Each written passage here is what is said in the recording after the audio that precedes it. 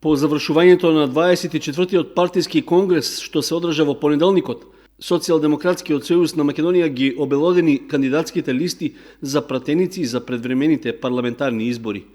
Според распоредот, Општинската организација на СДСМ од Кочани доби позиција што е за 3 места пониско од претходните избори за пратеници. На листата на 8-то место се наоѓа Марија Ангелова од Кочани, актуелна раководителка на подрачната единица на Фондот за здравство. Ако се направи анализа на постигнатите резултати од досегашните изборни трки и бројот на гласовите што ги добила партијата и нејзините коалициони партнери, може да се смета дека станува збор за добитна позиција. Освен Ангелова, на листата нема друг кандидат од општина Кочани. Од микрорегионот пак, на кандидатската листа има уште еден предлог, и тоа од Општинската организација на СДСМ од Виница.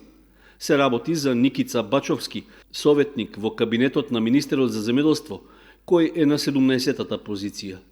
Инаку, како што веќе беше соопштено, носител на листата во изборната единица број 3 е Љупчо Николовски, генерален секретар на СДСМ и доскорешен министер за земјоделство.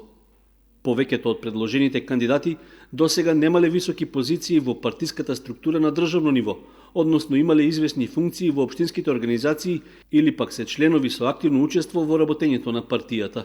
Освен нив, на кандидатските листи има места и за припадниците на коалицијските партнери, при што четвртата позиција е наменета за Либерално-демократската партија, каде е предложена Моника Зајкова, подпредседателка на партијата. На 7-то место пак ќе се најде кандидат од ВМРО Народна партија, односно најверојатно тоа ќе биде долгогодишниот партиски член Љупчо Балковски.